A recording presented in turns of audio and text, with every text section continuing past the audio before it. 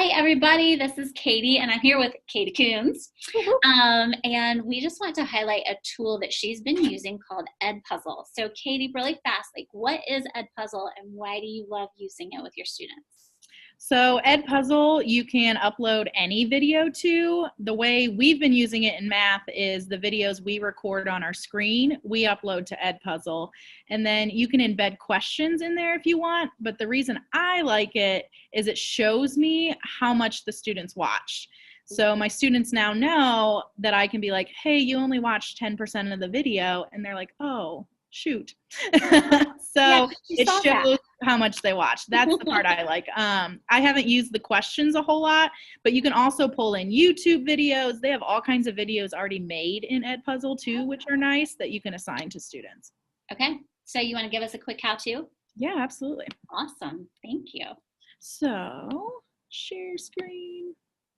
Okay, here are a couple things that on my end, what it looks like. So the first thing is if I want to do an Edpuzzle, I'm going to go to the Edpuzzle website to start with, and here's where I add all of my videos. So you'll just do add content and do upload a video.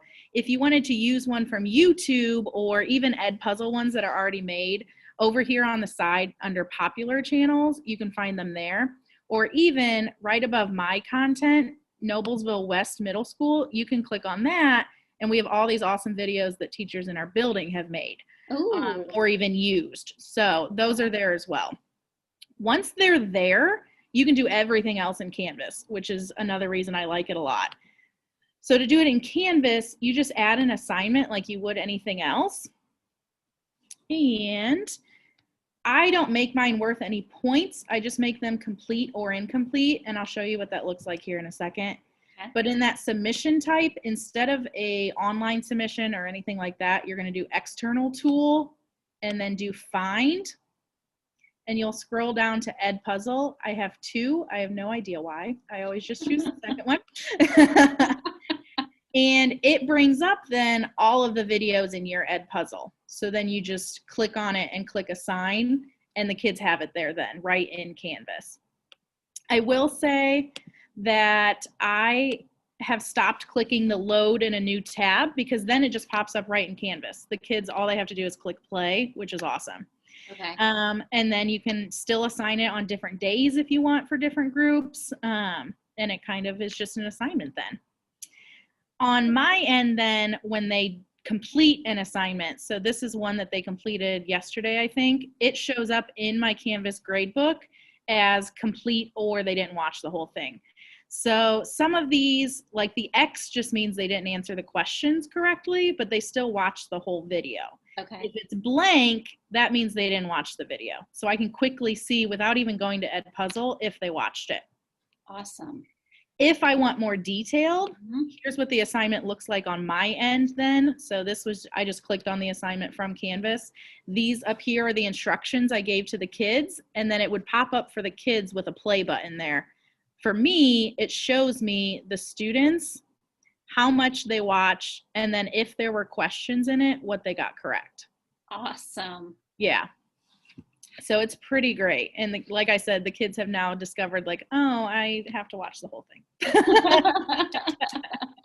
Well, I like that it gives you the two pieces of data because then, you know, like with the one student, you can see they watched the whole thing, but they still didn't do so great. So can you see what they answered? Yeah. So if I click on the student, it'll show me correct responses, what they missed, and then if I scroll down, it'll show me what the question was and then what they answered. Okay. And so like that, he missed that one. The answer should have been 22 and he put 28. Awesome. Yeah. Can you view the question for the whole class? Like, could you see only 50% of my students got this question right? Yes, and I'm sure there's a way to do that in Canvas, but I'll show you from Edpuzzle because I put the wrong answer on a question that the kids are doing today. And so I can show you my content. So up here, I'll go to my classes, and it was this one, 11 new answers, and they can even type in answers. So like I need to grade 11 of their answers. I think for the questions part, I might stick with Canvas, but I can go to questions then. And this was the first question, and 10 have gotten it right out of 11. 54 are the total number of kids. Gotcha. So once they all completed, I could see. That makes sense. 3 got this one right because it has the wrong answer marked. Hey, it And happens. like this one down here is the one that I need to grade. So they were typing in an answer for that one instead of a multiple choice. So I have to grade that one. That's awesome to have that option though. Yeah. You can also prevent them from skipping in the video so they can't fast forward. I have found though, if students leave and come back, I don't want to make them start from the beginning. So I've turned that off. Okay. That makes sense. Yeah. Anything Anything else you want to share? I don't think so. All right. Thank you very much. You're welcome. Woohoo.